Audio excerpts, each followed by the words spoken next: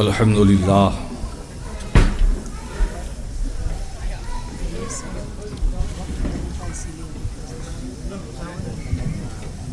الحمد للہ الذی ابدع الافلاک والارضین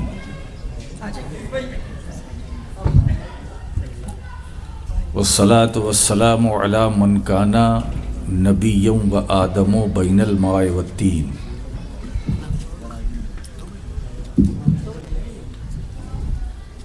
وعلی آلہ و اصحابہ اجمعین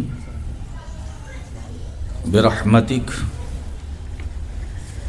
یا ارحم الراحمین. اما بعد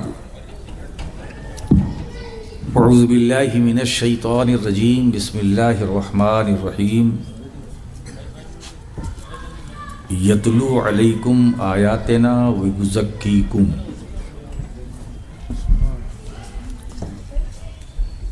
وَيُعَلِّمُكُمُ الْكِتَابَ وَالْحِكْمَةَ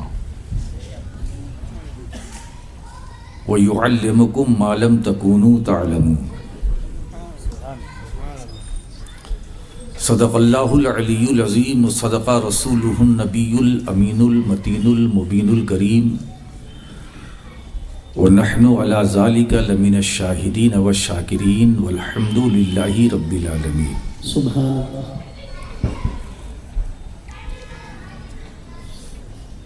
ادب گاہیست زیر آسماں از عرش نازک تر، نفس گم کردہ می آید جنید و بایزیدی جا. بمصطفیٰ بے رساں خیش را کی دی ہما اوست، اگر بہو نہ رسیدی تمام بو لہبیست.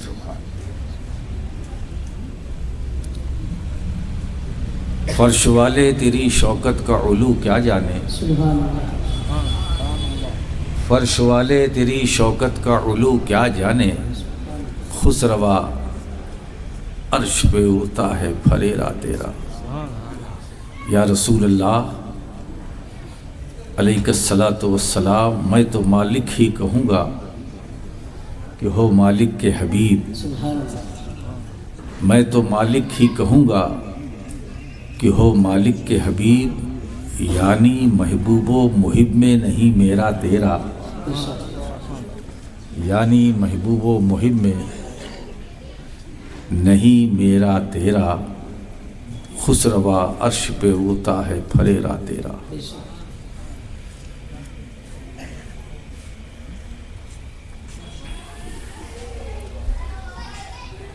12 بجنے کی پوری تیاری ہے اور میرا خیال بجنے کو ہے.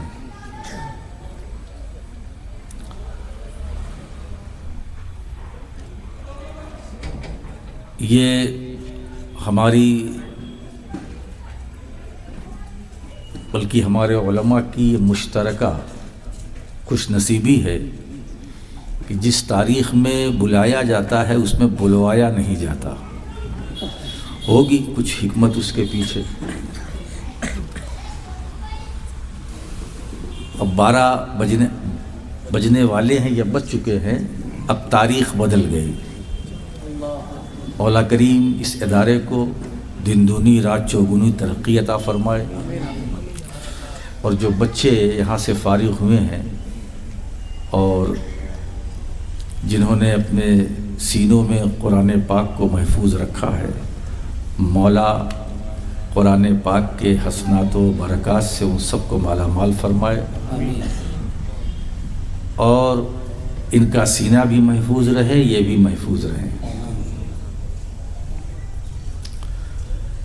کچھ باتیں تو آنے کے بعد ہماری سماعتوں تک پہنچی، کچھ دور سے سنا میں نے، اور ابھی میرے پیشرو خطیب، ظاہر ہے عظیم بارگاہ کا شہزادہ بھی تو عظیم ہی ہوگا. مختصر سے وقت میں انہوں نے ایک درسگاہی جو اصطلاح ہے خیر الکلام ما قل و دل کے تحت خوب سے خوب تر انہوں نے مختصر وقتوں میں یہ حق ادا کیا. اور ظاہر ہے کہ اگر مختصر سے کام چل جائے تو مطول کی کیا ضرورت. کتابیات کی طرف بھی اشارہ کر رہا ہوں کیونکہ میرا رشتہ درسگاہ سے کل بھی تھا، آج بھی ہے الحمدللہ.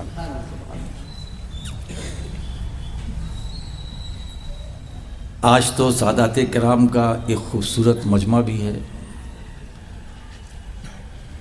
سب حضور غوث پاک سے خاندانی تعلق رکھتے ہیں، اہل بیت سے رشتہ ہے. ہم ہوں یا آپ ہوں، ہم آپ سب کا رشتہ مصطفیٰ کریم صلی اللہ علیہ وسلم سے کل بھی تھا، آج بھی ہے، صبح قیامت تک رہے گا. اور یہی رشتہ غلامی ہمارا سرمایہ افتخار ہے. ہم اپنے رب کا جتنا شکر ادا کریں کم ہے کہ اس نے ہم سب کو اپنے محبوب کا امتی بنایا. ہماری ایک پوری تاریخ ہے، میں وہ دہرانے کے لیے نہیں بیٹھا ہوں. آج تھوڑا تھوڑا کر کے میں ہر جگہ سے لوں گا اور ایک خوبصورت گلدستہ تیار کر کے جانے کا ارادہ ہے.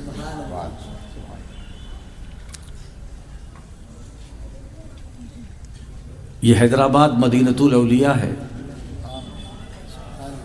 اور مدینۃ العلماء بھی ہے. اور آج سے نہیں، قدیم زمانے سے ہے. یہ وہ ایسا شہر ہے جس کا تعلق ہر دور میں علم سے بھی تھا اور تصوف سے بھی تھا. علم ظاہری اور علم باطنی.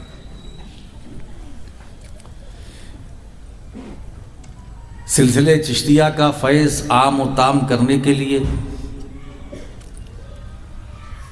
اور غریب نواز کے مشن کو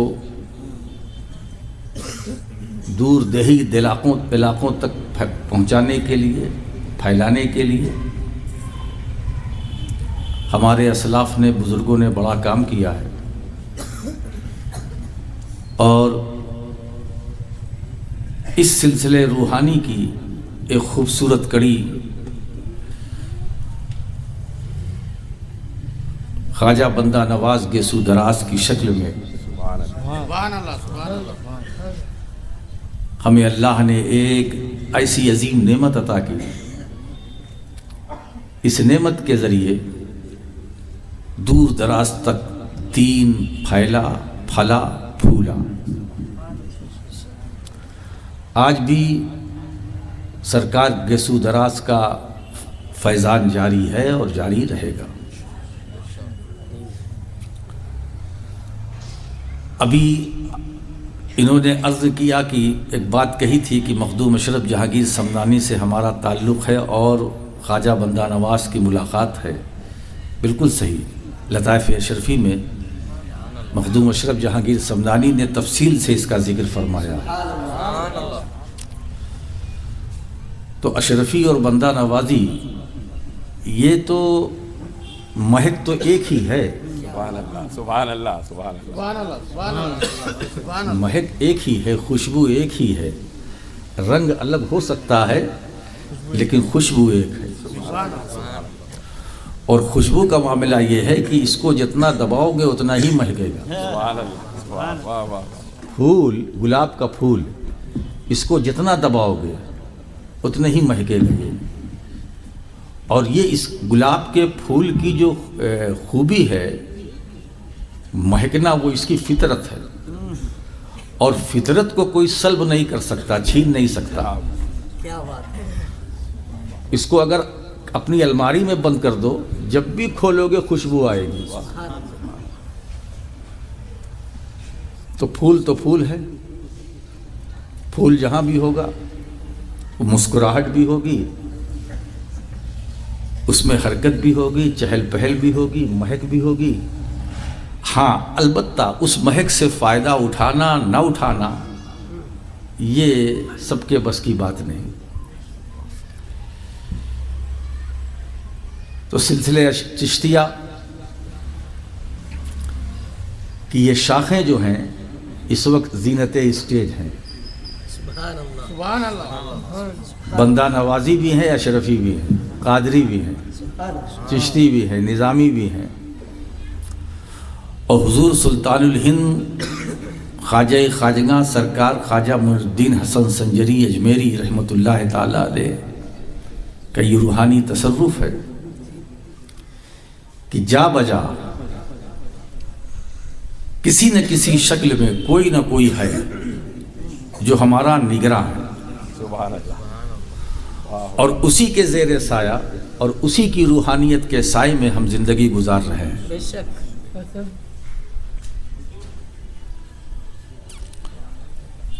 آج میں آپ کی تعداد نہیں دیکھوں گا اور کہ آپ کتنے ہیں کتنے نہیں، بس آپ کو دیکھوں گا. کیا بات ہے. سبحان اللہ. اور ایک خطیب کے لیے بہت ضروری ہے کہ وہ اپنے عنوان کے ساتھ پورا انصاف کرے. سبحان اللہ. وہ انشاءاللہ میری کوشش ہوگی.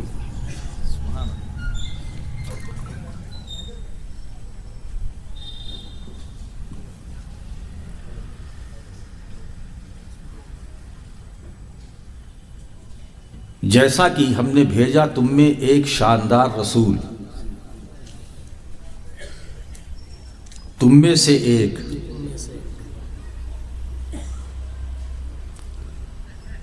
اب پہلی صفت قرآن بیان کرتا ہے، جس شاندار رسول کو ہم نے بھیجا جو تم میں سے ایک ہے. تم میں سے ایک ہے مطلب وہ ایسا ایک ہے کہ اس کی کوئی نظیر نہیں. وہ ایسا ایک ہے کہ اس کا کوئی جواب نہیں. وہ ایسا ایک ہے کہ اس کی کوئی مثال نہیں.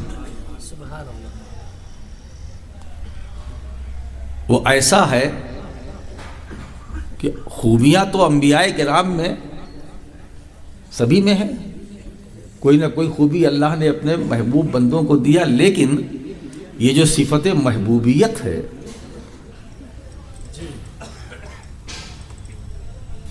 اللہ تبارک و تعالی. اب آپ دیکھیے کہ اس پوری آیت میں کما ارسلنا فیکم رسولا منکم یتلو علیکم آیاتنا ویزکیکم ویعلمکم الکتاب والحکمہ ویعلمکم ما لم تکونوا تعلمون. اس پوری آیت کریمہ کے اندر اللہ تبارک و تعالیٰ نے 6 صفتوں کو بیان کیا. 6 ایک اپنی طرف، 5 محبوب کی طرف. کیا شان مصطفیٰ ہے. سبحان اللہ. ایک اپنی طرف جو منسوب کیا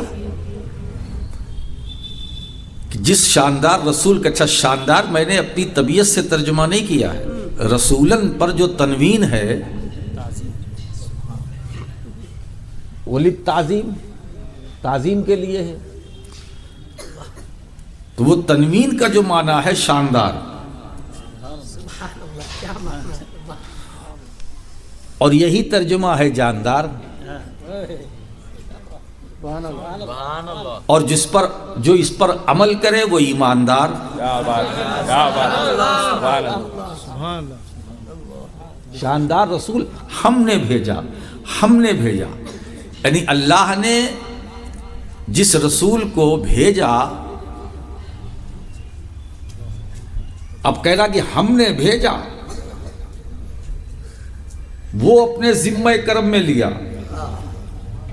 ہم نے بھیجا ہے، انگلی اٹھانے سے پہلے سمجھ لینا ہم نے بھیجا.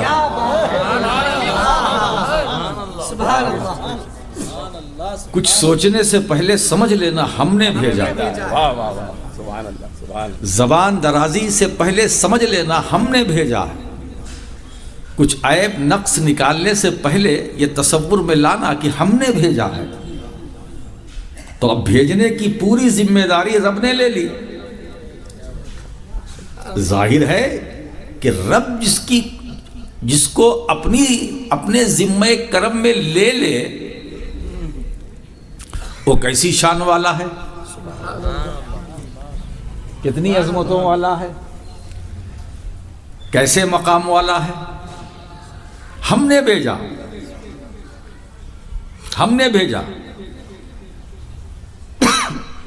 اور جس نے کہا ہم نے بھیجا اس کی ایک صفت ہے رب العالمین. خود سورہ فاتحہ پڑھتے الحمدللہ رب العالمین، تمام حمد و ثنا اللہ رب العالمین کے لیے. تو اللہ کی صفت رب العالمین. اب جس خدا نے بھیجا اس کی صفت رب العالمین، اور جس کو بھیجا اس کی صفت رحمت للعالمین. سبحان اللہ، کیا بات ہے، واہ. اس کی صفت رحمت للعالمین. تو خدا رب العالمین، مصطفیٰ رحمت للعالمین. اب مصطفیٰ جو کتاب لے کر کے آئے وہ کتاب رحمت للمومنین.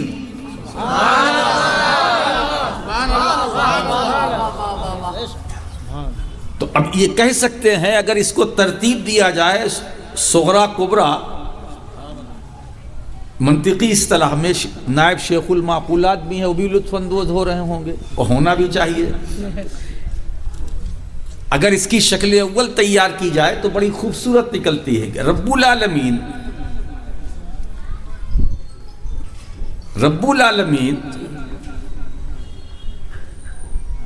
نے رحمت للمومنین کو رحمت للعالمین پر نازل کیا.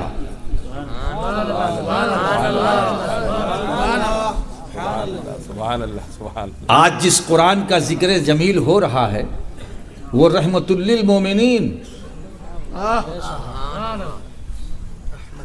یہ میں نہیں کہہ رہا ہوں، قرآن کہہ رہا ہے. وَنُنَزِّلُ مِنَ الْقُرْآنِ مَا هُوَ شِفَاءٌ وَرَحْمَةٌ لِّلْمُؤْمِنِينَ وَلَا يَزِيدُ الظَّالِمِينَ إِلَّا خَسَارًا. یعنی مومنین کے لیے یہ سہارا اور ظالمین کے لیے خسارہ.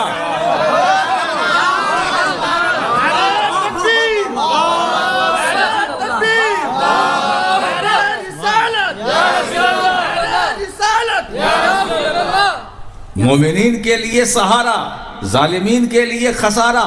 اور ایک بات بتائیں، یہ شفائے محض ہی نہیں ہے، رحمت بھی ہے. یہ رحمت اس لیے کہا کبھی کبھی بہت زیادہ شفا میں بھی نقصان کا اندیشہ ہے. بہت ٹھیک ہو گیا تو کچھ نہ کچھ باقی رہے گا، اسی لیے رحمت کی قید لگا دی. یعنی قرآن وہ شفا ہے کہ جو رحمت بھی ہے، فائدہ ہی ہے، نقصان نہیں، مگر ایمان والوں کے لیے، ایمان والوں کے لیے. تو رب العالمین رب، رحمت للعالمین مصطفیٰ، اور رحمت للمومنین قرآن. بات سمجھ میں آ گئی؟ ہمارے پاس تین. اچھا، یہ عقیدہ توحید، عقیدہ رسالت کے بغیر ممکن ہی نہیں. اور جتنا عقیدہ نبوت و رسالت مضبوط ہوگا اتنا ہی عقیدہ توحید مضبوط ہوگا.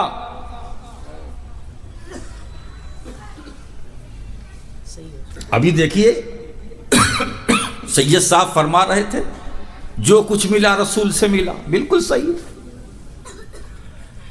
جو کچھ ملا انہوں نے کہا. تھوڑا سا میں اس میں اضافہ کروں گا، جو کچھ مل رہا ہے آج بھی وہ بھی رسول سے، اور جو ملے گا وہ بھی رسول سے، اور جو باقی رہ گیا وہ بھی رسول سے. آخر میں قیامت آئے گی، مرحلہ شفاعت کا، وہ بھی رسول سے. تو حضور کی ضرورت یہاں بھی، وہاں بھی، یہاں بھی یہاں سے لے کر وہاں، وہاں سے لے کر وہاں، کیا بات ہے، یعنی دنیا سے لے کے برزخ، برزخ سے لے کر قیامت، ہر موڑ پر حضور کی ضرورت ہے، تھی، ہے، رہے گی، بھاگ کر جاؤ گے کہاں؟ کیا بات ہے، اچھا ایک بات بتائیں، اگر کوئی بندہ اللہ کی رب العالمینی کے دائرے سے نکلنے کی کوشش کرے، کیا نکل پائے گا؟ نکل پائے گا؟ کتنا وسیع دائرہ،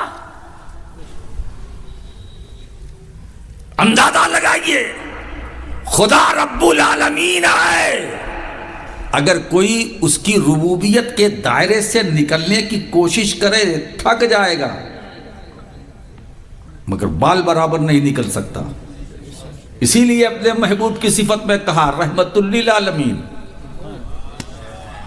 بندو ہوشیاری مت کرنا، میری ربوبیت کے دائرے سے جس طرح تم نکلنا چاہو نہیں نکل سکتے، اسی طرح میرے محبوب کی رحمت کے دائرے سے نکلنے کی کوشش مت کرنا، نہیں نکل سکتے، خدا نے ہمیں باندھا ہے نا۔ اب اسی لیے ایک دو مصرے سامنے آ گئے، نہ پوچھو صاحب لولاک کی رحمت کہاں تک ہے، کہاں تک ہے، نہ پوچھو صاحب لولاک کی رحمت کہاں تک ہے، جہاں تک ہے میرے رب کی ربوبیت وہاں تک ہے۔ اور ہم جس ماحول میں بول رہے ہیں، دو مصرے اور پیش کر دوں، بفیض خواجگان چشت یہ عقدہ کھلا انور، بفیض خواجگان چشت یہ عقدہ کھلا انور، مدینے کی تجلی کا اثر ہندوستان تک ہے۔ بفیض خواجگان چشت یہ عقدہ کھلا انور، مدینے کی تجلی کا اثر حضور رحمت،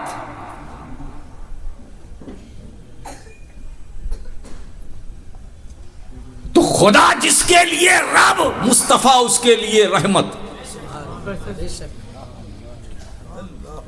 نہ خدا کی ربوبیت کے دائرے سے نکلا جا سکتا ہے، نہ مصطفیٰ کی رحمت کے دائرے سے۔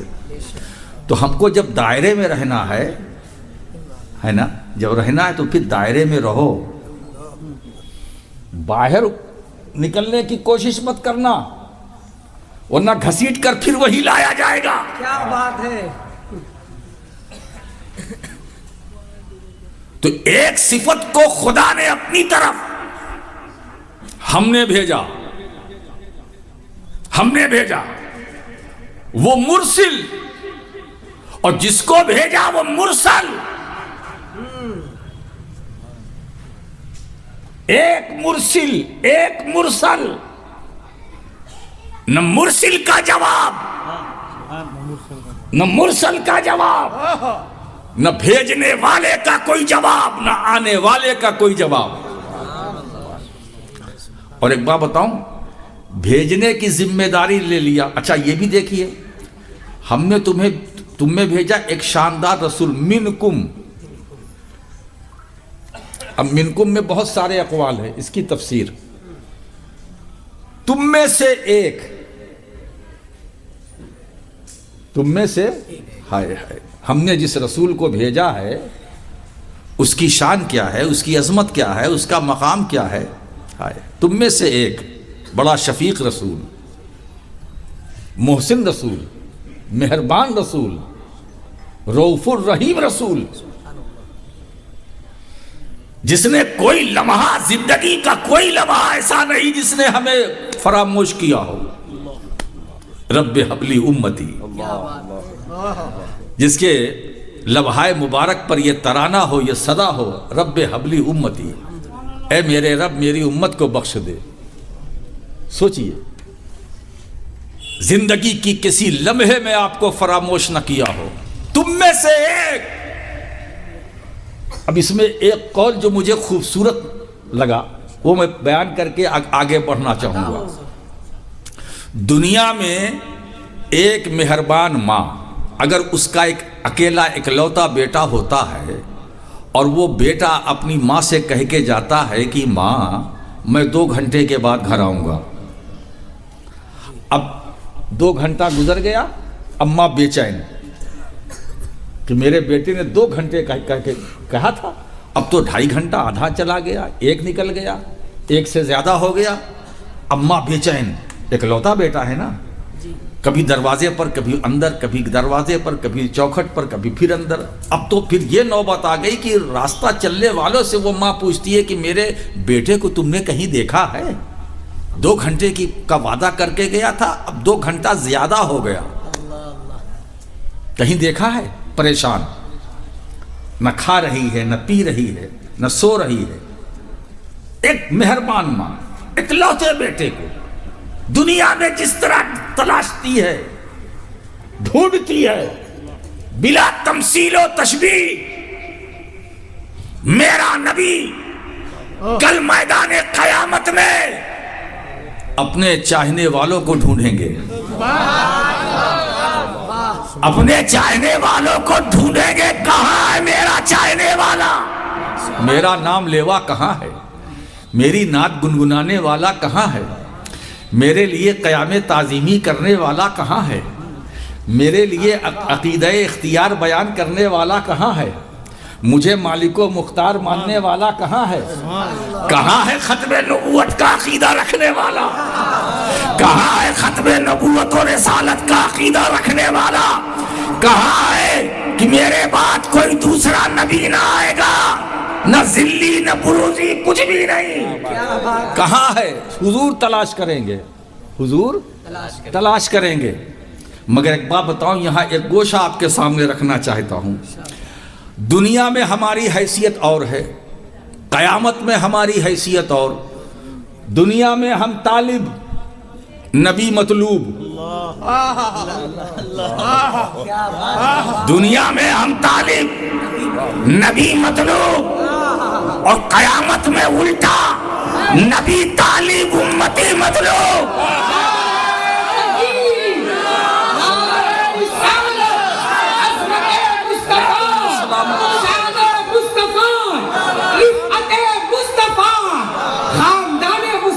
دنیا میں ہم طالب، ہم ڈھونڈتے آئے کہ رسول کا دیدار ہو جائے، مکین گنبد خضرا کا جمال جہاں آرا ایک بار ہو جائے، دیدار زیارت ہو جائے۔ ہم دیدار کے طالب دنیا میں، تو ہم طالب، اور یہی طلب ہے جو کبھی صحراؤں میں لے جاتی ہے، یہی طلب ہے جو کبھی دریا کی موجوں میں لے جاتی ہے، یہی طلب ہے جو کبھی جنگلات کی طرف لے جاتی ہے، کبھی خلوت میں طلب، کبھی خلوت میں جلوت میں، یہ کروٹ، یہ پہلو، وہ پہلو، پہلو بدلتا ہے امتی، غلام، عاشق، کہ ایک بار خواب میں صحیح دیدار ہو جائے۔ تو دنیا میں ہم طالب، نبی مطلوب، اور قیامت میں الٹا۔ مگر دوستو، پہلے یہاں طالب بنو، اگر آخرت میں مطلوب بننے کا حوصلہ ہے تو دنیا میں پہلے طالب بنو۔ جو یہاں طالب ہوگا، رسول اس کے وہاں وہ مطلوب، نبی وہاں طالب، یہاں امتی طالب، وہاں نبی طالب، یہاں امتی طالب، وہاں نبی طالب، یہاں امتی۔ ہمارا مطلوب حضور مل جائیں، اور حضور کا مطلوب ہم کہاں ہے؟ اب اس کو اور مدلل کر دوں، آپ اذان سنتے ہیں، ہے نا؟ حضور کا نام آتا ہے، انگوٹھا چومتے ہیں، تو حضور کیا فرماتے ہیں؟ من سمع اسمی فی الاذان، جس نے اذان میں میرا نام سنا، انگوٹھا چوما۔ اب دیکھیے، اس پر بڑا کلام محدثین کو ہے، میں اس طرف نہیں جانا چاہتا، ہے نا؟ فضائل اعمال میں اگر حدیث ضعیف بھی ہے تو معتبر ہے، حدیث تو حدیث ہے، اور فضائل اعمال میں تو اعمال ہی کی تو بات چل رہی ہے، اعمال ہی کی بات چل رہی ہے۔ اور یہ عمل ایسا ہے جو اہل سنت کا معمول وہ سنی ہو ہی نہیں سکتا جو حضور کا نام سنے چومے نا. ہے یہ تو ہماری پہچان ہے، شناخت ہے، ہے نا. حضور کا نام سنتے ہیں، لیتے ہیں تو چومتے ہیں نا. تو اب دیکھیے اگلا حصہ جو ہے وہ پیش کرنا چاہتا ہوں. حضور طالب، مگر اس کے لیے نسخہ کیا ہے؟ جب دنیا میں حضور کا نام آئے انگوٹھا چومو، تو سرکار کیا فرماتے ہیں؟ انا طالبہ، انا طالبہ فی صفوف القیامہ. ایسے چومنے والے کو میں قیامت کی صفوں میں ڈھونڈوں گا، میں تلاش کروں گا وہ کہاں ہے.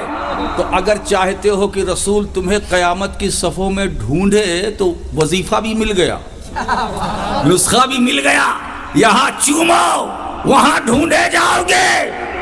تو اس کا مطلب اس عمل سے مصطفیٰ نے ہمیں پہچانا، اس عمل سے رسول نے ہمیں پہچانا. میرا نام جب یہ دیوانہ سنتا تھا تو چومتا تھا، آنکھوں سے لگ. تو حضور کیا فرماتے ہیں، ہے نا؟ میں ڈھونڈوں گا، انا طالب ہوں.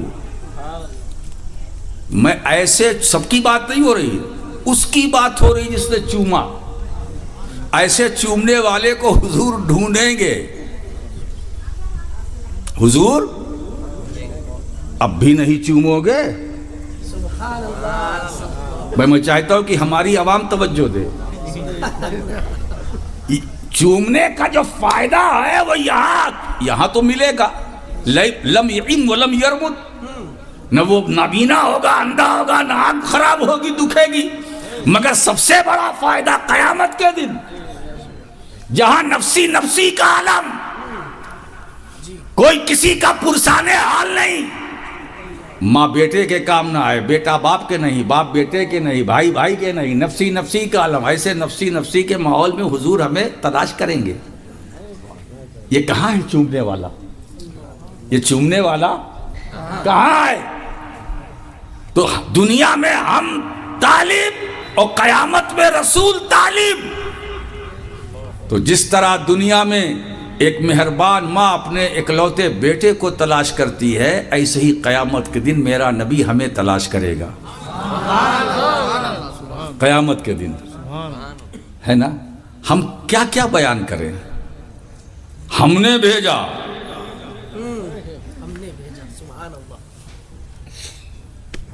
گوش پر آواز، ہم نے بھیجا. اس کا مطلب یہ ہے کہ اگر کسی نے مرسل پر انگلی اٹھائی تو یہ انگلی مرسل پر نہیں اٹھے گی، بھیجنے والے پر اٹھے گی. ہم نے بھیجا، ظاہر ہے جب بھیجا تو بھیجا، شاندار سنوارا، بنایا، نکھارا، سب کچھ پڑھایا، سب کچھ عطا کیا، اختیار دیا، اقتدار دیا، سلطنت دی، علم دیا. اب لوگ غیب کی بات کرتے ہیں. حضور جانتے کہ ارے جانتے تھے، جانتے ہیں بے شک. یہ تھے کیا ہے؟ ابھی تو حیات النبی کی بات چل رہی تھی. نبی تو زندہ ہیں، تو پھر وہ جانتے ہیں. اچھا ایک بات بتاؤ، ہم درود پڑھتے ہیں، حضور سنتے ہیں، تو یہ جملہ صحیح ہے، یہ حضور سنتے تھے؟ بولو. آج میں اپنی عوام سے فیصلہ کرانا چاہوں گا، خود فیصلہ کیجئے. ہم درود پڑھتے ہیں، حضور سنتے ہیں کہ سنتے تھے؟ تو سنتا ہے کون ہو سکتا ہے؟ حیدرآباد ہے صاحب،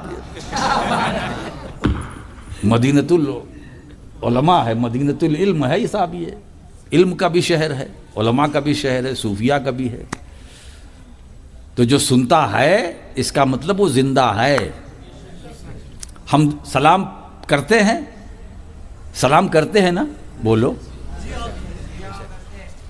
سلام کرتے ہیں. اب سلام کیا کرتے ہیں؟ السلام علیکم. اب علیکم میں اس لیے ہے کہ بھیڑ بھاڑ ہے، السلام علیکم. اب اس میں سے دو چار نے جواب دے دیا، کافی ہے. سلام کرنا سنت، سلام کرنا، اور جواب واجب۔ سلام کرنا سنت، جواب واجب۔ ہم نے آپ کو سلام میں پہل کی، یہ سنت۔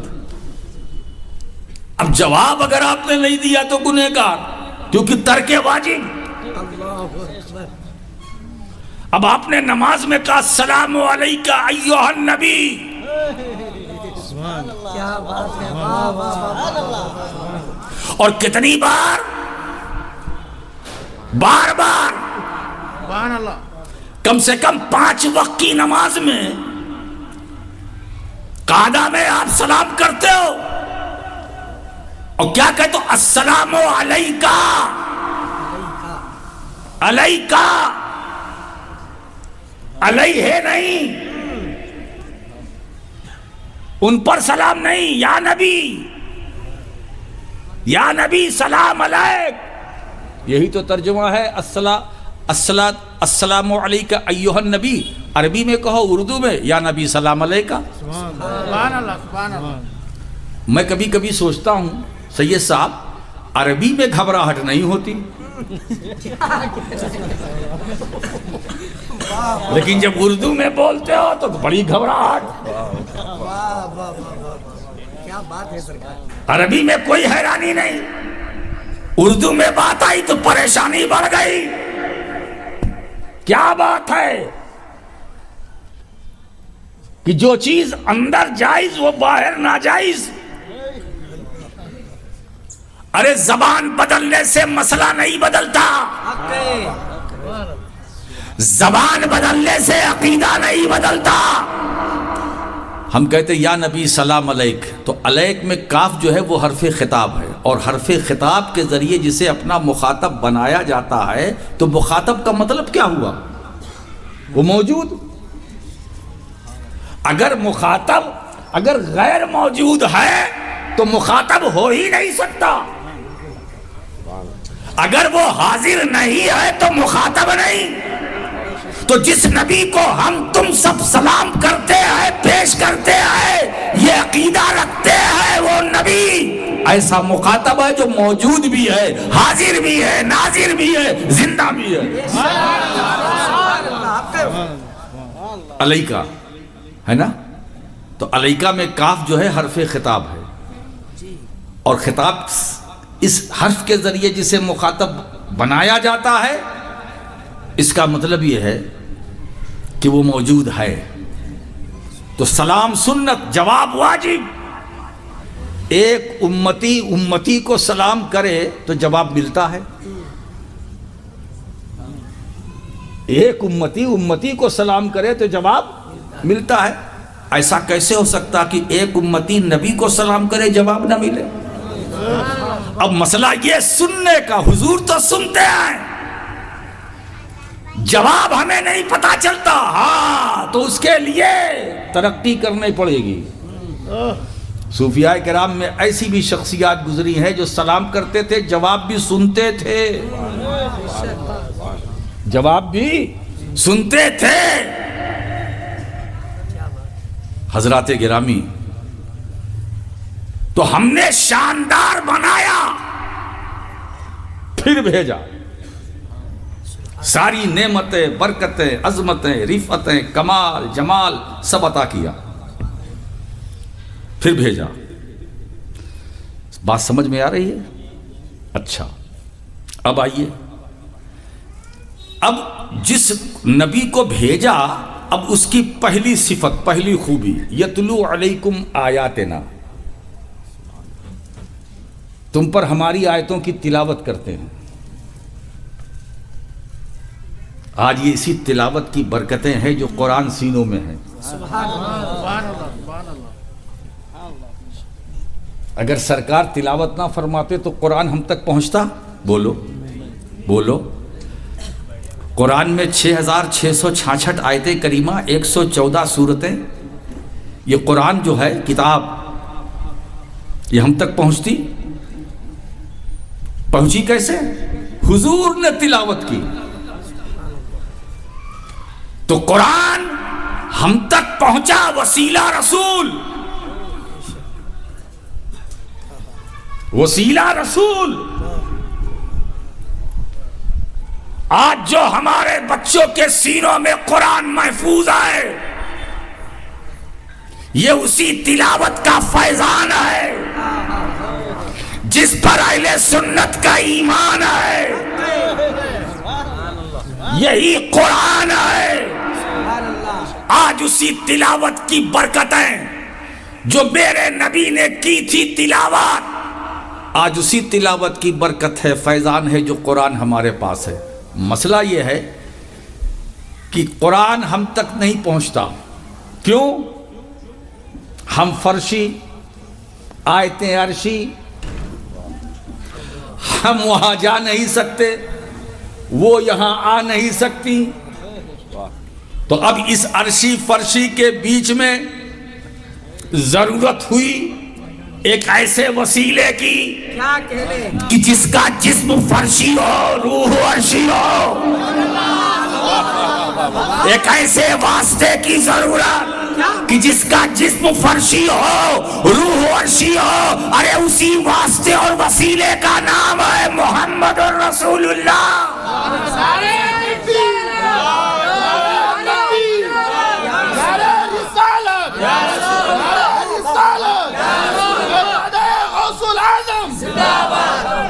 حضور خطیب اعظم ہے زندہ باد، حضور خطیب اعظم ہے زندہ باد، حضور خطیب اعظم ہے زندہ باد. اور ایک بات بتاؤں، ہم دو قرآن رکھتے ہیں. یہ ذمہ دار اسٹیج ہے، وہ بھی دارالعلوم کا ہے. یہ ذمہ دار اسٹیج ہے اہل سنت کا. ہم دو قرآن، ایک قرآن نہیں دو قرآن، ایک کتاب نہیں دو کتاب. ہم اہل سنت والجماعت دو قرآن مانتے ہیں. دو قرآن، دو قرآن. ایک قرآن وہ جس کی ہم تلاوت کرتے ہیں، دوسرا قرآن وہ جس کی ہم زیارت کرتے ہیں.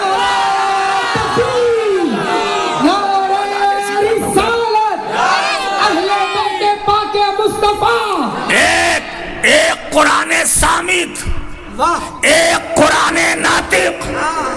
ایک بات بتاؤں، رب نے جس رسول کو بھیجا، کیا بات ہے، پہلے رسول آئے بعد میں قرآن. پہلے رسول آئے بعد میں قرآن. پہلے نبی آئے بعد میں آیتیں.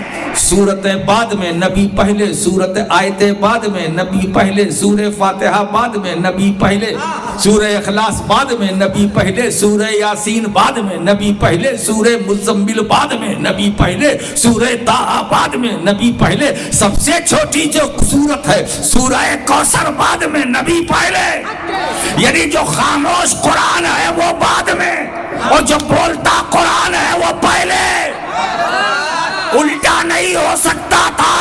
اگر قرآن خاموش قرآن پہلے آتا بولتا بعد میں تو قرآن سمجھاتا کون؟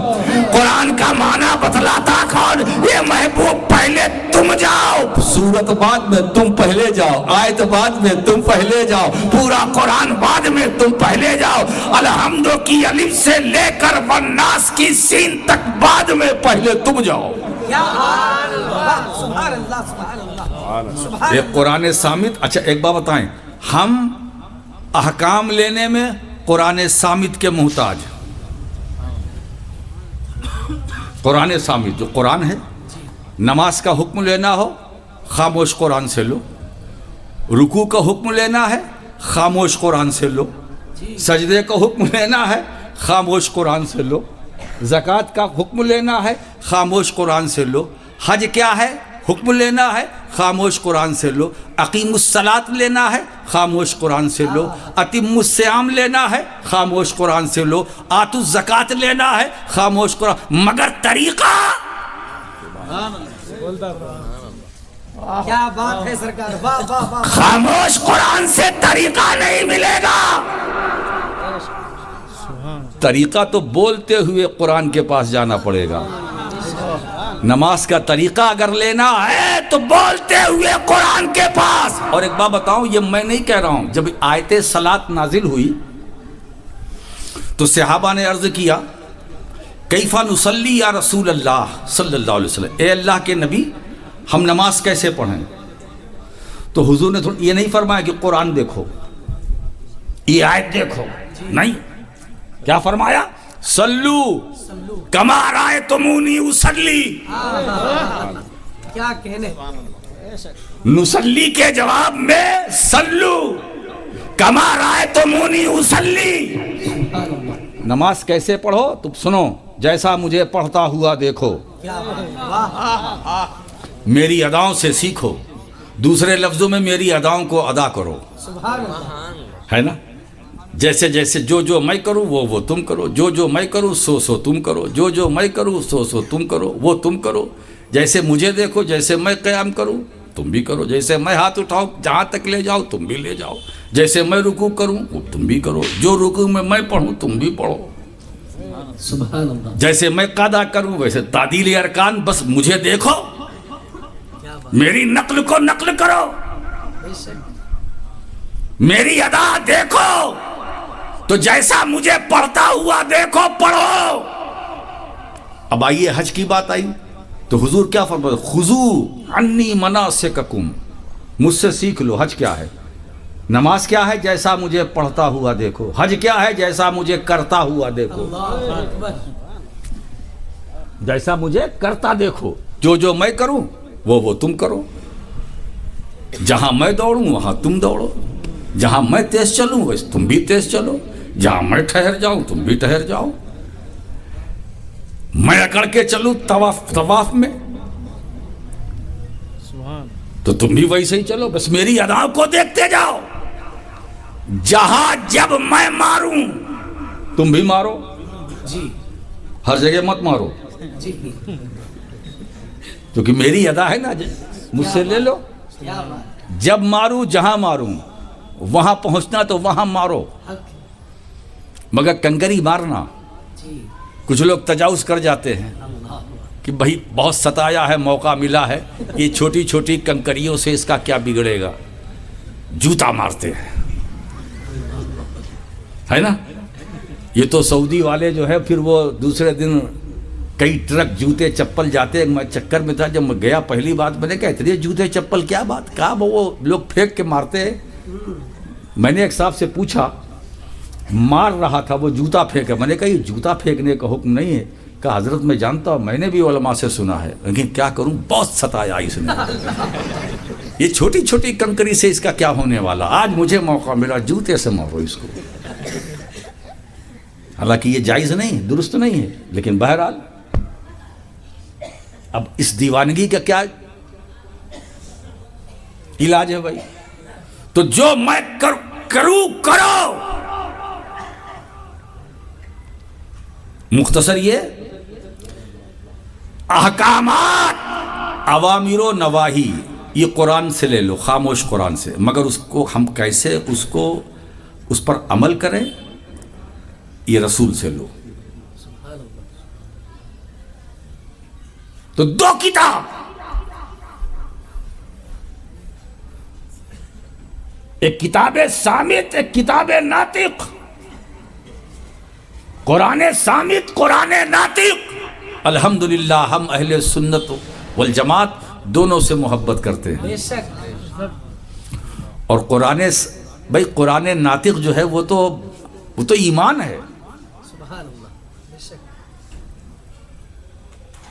وہ میری جان بھی، جان کی جان بھی، میرا ایمان بھی، روح ایمان بھی، محبت وحی آیات قرآن بھی، اور قرآن بھی، روح قرآن بھی۔ کیا بات، واہ واہ، برسوں پہلے میرے چچا حضرت شیخ الاسلام علامہ مدنی میاں صاحب سبحان اللہ، زیدہ موجدہ نے یہ ان کا مصرع ہے، وہ میری جان بھی، جان کی جان بھی، میرا ایمان بھی، روح ایمان بھی، محبت وحی آیات قرآن بھی، اور قرآن بھی، روح قرآن بھی۔ سبحان اللہ، سبحان اللہ،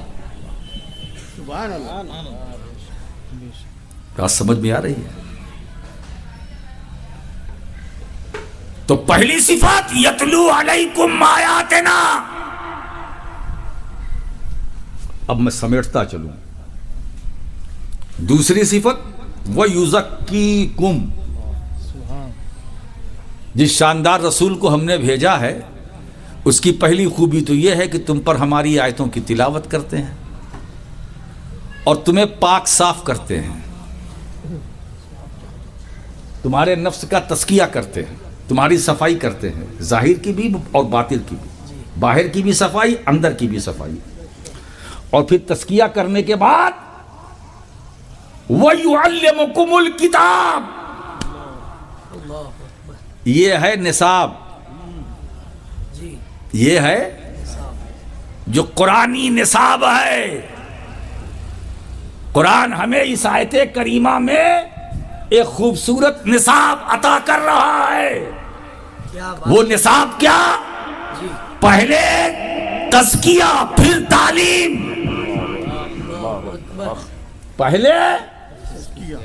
پہلے دوسرا جملہ اور آسان کر دو، پہلے صفائی پھر پڑھائی. کیا بات ہے، پہلے صفائی پھر پڑھائی. یہ نصاب ہے جو قرآن نے ہمیں دیا، مگر اس نصاب سے ہم ہٹے تو جھٹکے پہ جھٹکے لگ رہے ہیں صاحب. تعلیمی ہی تعلیم پر ساری توجہ ہے، تزکیہ کا ذکر ہی نہیں. یہ بحر العلوم ہے، کان علوم ہے، گنج علوم ہے، عالم العلماء ہے، افضل الفضلاء ہے نا، شیخ المعقولات، جامع معقولات. یہ صاحب، یہ تو ارے صاحب ان کے بارے میں یہ تو ملا حسن پڑھاتے ہیں، محبزی پڑھاتے ہیں، صدرہ پڑھاتے ہیں، رسالہ میر زاہد پڑھاتے ہیں، شرح ہدایت الحکمت پڑھاتے ہیں، منطق و فلسفے کی جو الجھنیں ہیں اسے دور کرتے ہیں. ہاں بھائی ٹھیک ہے، بالکل صحیح بات ہے. شیخ المعقولات ہے، جامع معقولات ہے، چلیے بڑی اچھی بات ہے. اس میں جامع معقولات میں کچھ ایسے ہیں جو جامع معقولات ہیں. ہاں ٹھیک ہے، مگر کیا بات ہے، اتنے ہندوستان میں، بر صغیر پاک و ہند میں اتنے ادارے ہیں، بڑی بڑی بلڈنگیں، بڑی بڑی عمارتیں، پورا نصاب، محنت سے پڑھانے والے، محنت سے پڑھنے والا. ایک مخدوم سمدانی نہیں نکلا، ایک یسوع دراز نہ نکلا، ایک نظام الدین اولیاء نہ بنا. کیا بات ہے، کیا بات ہے. آج صرف مولوی بن کر نکل رہے ہیں، عالم فاضل بن کر نکل رہے ہیں. بات یہ ہے کہ قرآن نے جو نصاب ہمیں عطا کیا تھا اس نصاب سے ہم تھوڑا دور ہو گئے. کیا تعلیم پر زور ہے، تزکیہ نہیں. پڑھائی پڑھائی، دن میں پڑھائی، رات میں پڑھائی، صفائی کی بات ہی نہیں ہوتی.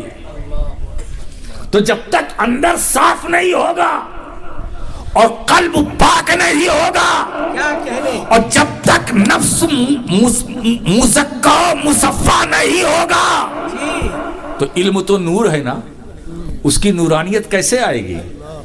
ہے نا، اس کی نورانیت کیسے آئے گی؟ مولانا روم کیا فرماتے ہیں؟ مولوی ہرگز نہ شد، مولوی ہرگز نہ شد مولائے روم. اب اس کا ترجمہ میں کروں، مولوی مولوی ہی رہا، مولا نہ بن سکا. مگر جب شمس تبریز کی غلامی کا پٹا گلے میں آیا تو اب مولوی مولوی نہیں رہا، روم کا مولا بن گیا. ہے نا؟ تو پتہ یہ چلا، یہ مدرسے اور خانقاہوں میں فرق سمجھو. ضرورت دونوں کی ہے، مگر فرق سمجھو. مدرسوں میں پڑھایا جاتا ہے، خانقاہوں میں پلایا جاتا ہے. مدرسوں میں دانا بنایا جاتا ہے، بارگاہ بندہ نواز میں دیوانہ بنایا جاتا ہے.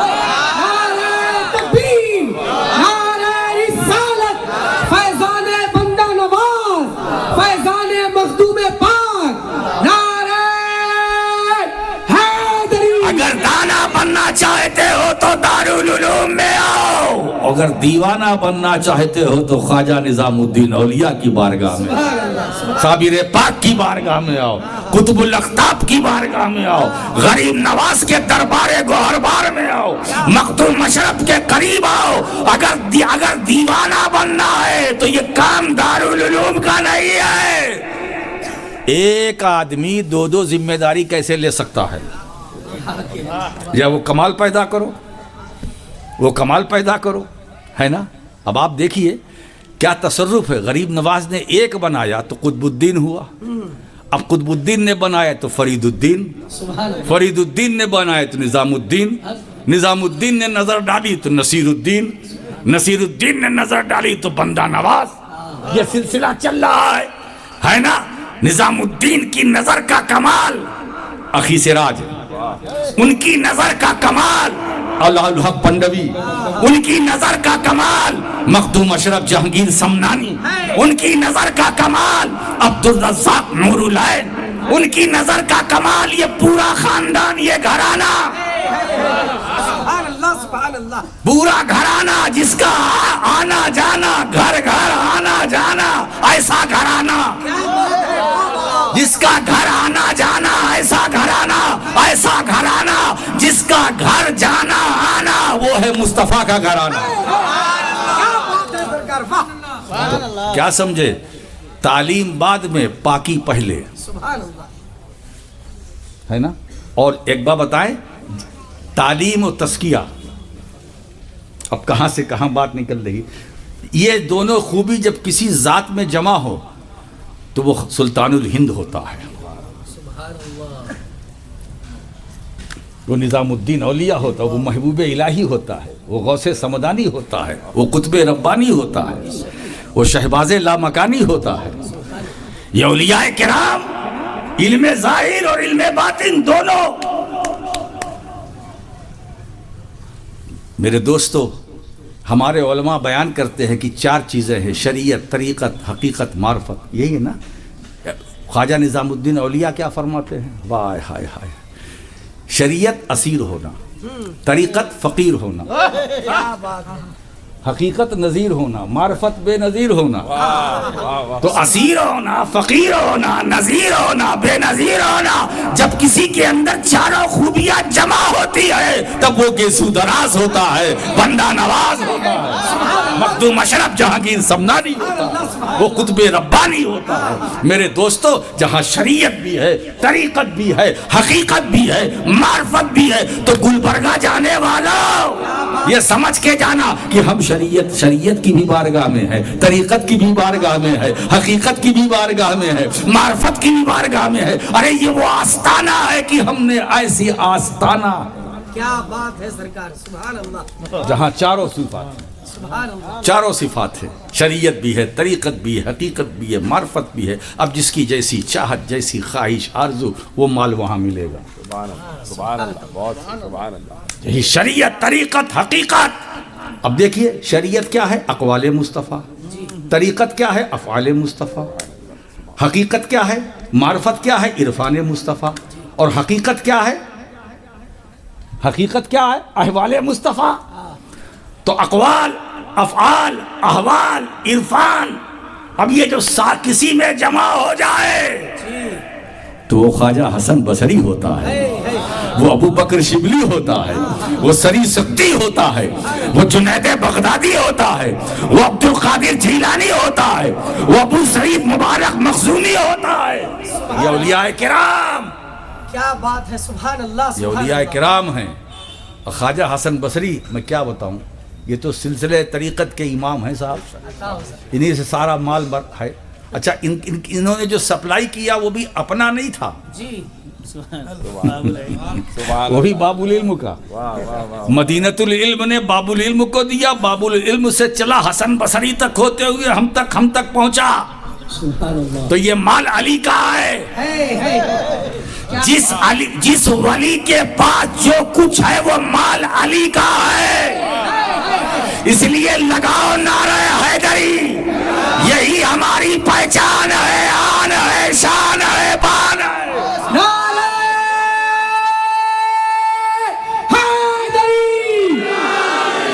میرے دوستو، جب علی کا ذکر چھڑ جائے، میرے نبی نے پیمانہ دے دیا، پیمانہ دے دیا، مومن کو اور منافق کو پہچاننے کا فارمولہ اور پیمانہ دے دیا کہ اگر پہچاننا ہو کہ اس مجلس میں مومن کون ہے، منافق کون ہے، تو ادھر ادھر کی باتوں میں نہ جانا، علی کا ذکر چھیڑ دینا، علی کا ذکر چھیڑ دینا۔ اگر ذکر سن کر علی کا چہرہ کھل جائے تو سمجھ لو مومن ہے، چہرہ مرجھا جائے تو समझ लो मुनाफिक है। नारा तकबीर, नारा रिसालत, अली का घराना, अली का घराना, नारे हैदरी, फैज़ान बंदा नवाज। अब देखिए भाई, मैंने जिस बाबुल इल्म की बात की है, हल्के में न लेना। मेरे आका ने उन्हें बाप बनाया है। है अना मदीनतुल इल्म व अलीयुन बाबुहा, मैं इल्म का शहर हूँ, अली दरवाज़ा है। बात समझ में आ रही ना? मौलाए कायनात का इल्म देखो, बाबुल इल्म के इल्म का क्राइटेरिया मेयार देखो। मिंबर पर खड़े हुए, सलूनी जो चाहो मुझसे पूछ लो। मैंने सलूनी सिर्फ दो ही से सुना, या तो नबी से सुना या अली से। वाह वाह वाह, सुभान अल्लाह, सुभान अल्लाह। सलूनी अम्मा दूनल अर्श, सलूनी अम्मा से तुम जो चाहो मुझसे पूछ लो। ये तो मदीनतुल इल्म की जबान से मैंने सुना या बाबुल इल्म की? सुभान अल्लाह। सलूनी जो चाहो पूछ लो। मौका मिल गया, एक साइल खड़ा हो गया, उसने पूछा, ए अली हल राइता रब का, ए अली क्या तुमने अपने रब को देखा? सवाल कैसा है? ये माकूलात और मनकूलात सब निचोड़ उठेंगे, कुछ नहीं जवाब बनेगा। कोई मुझसे पूछे, आपसे पूछे, आपने अपने रब को देखा, क्या जवाब देंगे? अब हम लाएं तो दलील कहाँ से लाएं? कुछ बोल भी नहीं सकते। बात देखने की रब की है कि रब को देखा। साहिल ने सवाल किया और बड़ी बेपरवाही से मौलाए कायनात ने जवाब दिया। सुभान अल्लाह। सुन, कसम है उस रब की जिसके कब्जे कुदरत में मेरी जान है। सुभान अल्लाह। मैं नमाज में उस वक्त तक सजदा नहीं करता जब तक अपने रब को देख नहीं लेता। फिर उसने सवाल किया, ऐ अली ये इल्म आपके पास आया कहाँ से? जी है ना, पेट नहीं भरा, फिर सवाल कर लिया। अच्छा एक बात बताए, बार बार अगर कोई सवाल करे तो ये समझ, परेशान ना होना, घबराना नहीं, ये पहले से आ रहा है। क्या कहने, पहले से आ रहा है ना? जब बड़ों की बारगाह में सवाल हो सकता है तो हम तो गुलाम है ना। हमसे तो अगर कोई पूछे, एक नहीं 100 बार पूछे, पूछो भाई, हमारा काम, हम तो जवाब देने के लिए पैदा ही हुए हैं। ऐ अली ये इल्म आपके पास, इतना सा इल्म जो है, इतना सब आया कहाँ से? तो मौलाए कायनात उसका जवाब दे रहे थे कि मैं अपने आका करीम सल्लल्लाहु अलैहि वसल्लम को आखिरी गुस्ल दे रहा था और सरकार की पलके मुबारक पर पानी के चंद कतरे ठहरे हुए थे। मुझे मौका मिला, मैंने लब लगाकर चूस लिया। सुभान अल्लाह। सुभान बस चूसना था कि इल्म और मार्फत का समुंदर मेरे अंदर ठाठे मारने लगा। अल्लाह, क्या बात है ना? नबी की पलके मुबारक पर पानी के जमे हुए चंद कतरों को अली चूस ले तो उनके कमाले इल्म को का अंदाजा नहीं लगा सकता। सोचो, जब चूसने वाले के इल्म का ये आलम है तो मेरे मुस्तफ़ा करीम के इल्म का आलम क्या है? अब वो बरकतें चली ख्वाजा हसन बसरी के जरिए, चलती रही चलती रही चलती रही, हम तक पहुंची, मेरे बाद आने वाली नस्लों तक, क़यामत तक।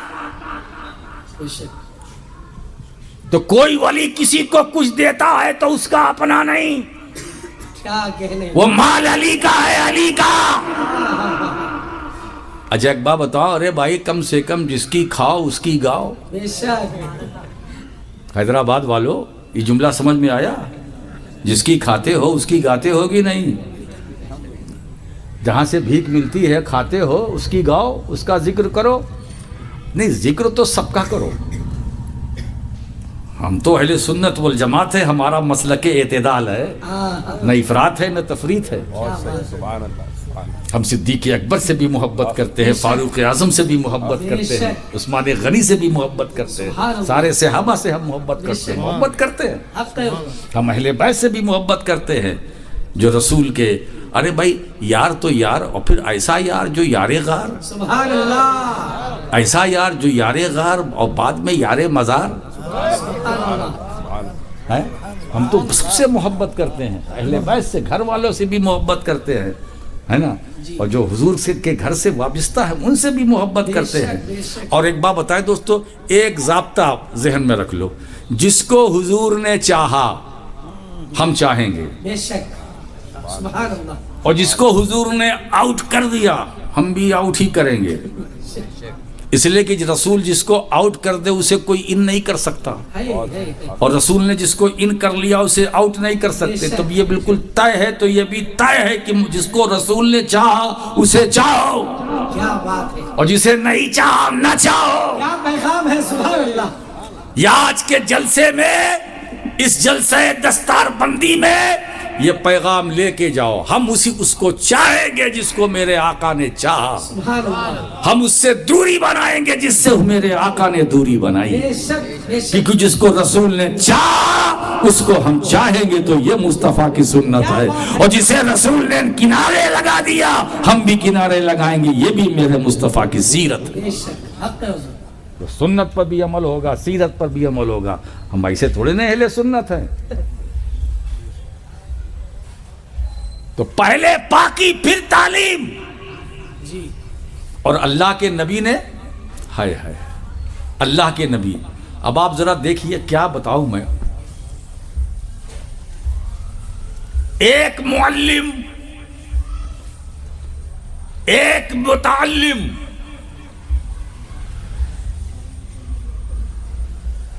الرحمن علم القرآن، رحمان معلم، حبیب رحمان متعلم. بے شک. پڑھانے والے نے پڑھایا، سکھانے والے نے سکھایا، سیکھنے والے نے سیکھا. ایک معلم اور ایک متعلم اور ایک کتاب. کیا کہنا. عجب اتفاق شہزادے صاحب، عجب اتفاق. تینوں کا کوئی شریک نہیں. اللہ اکبر. نہ پڑھانے والے کا کوئی شریک، نہ پڑھنے والے کا کوئی شریک، نہ جس پڑھنے والے نے جس کتاب کو پڑھا اس کا کوئی شریک. کیا بات ہے. واہ. معلم بھی لاجواب، متعلم بھی لاجواب، اور وہ کتاب وہ بھی لاجواب. سبحان اللہ. پڑھانے والا، سکھانے والا بے مثال، سیکھنے والا بے مثال، اور جس قرآن کو سیکھا وہ بھی بے مثال. وہ بھی میچلس، یہ بھی میچلس، اور قرآن بھی میچلس. نہ اس کی مثال، نہ اس کی مثال، نہ اس کی مثال. بے شک. ایک معلم، ایک متعلم. مگر کمال یہ ہے کہ ایک معلم نے ایک متعلم کو ایسا علم دیا کیا کہنا. کہ وہ تو دیکھنے میں تو ایک متعلم ہے، مگر جب وہ شاندار بن کر کے آیا جی تو وہ متعلم رب کا،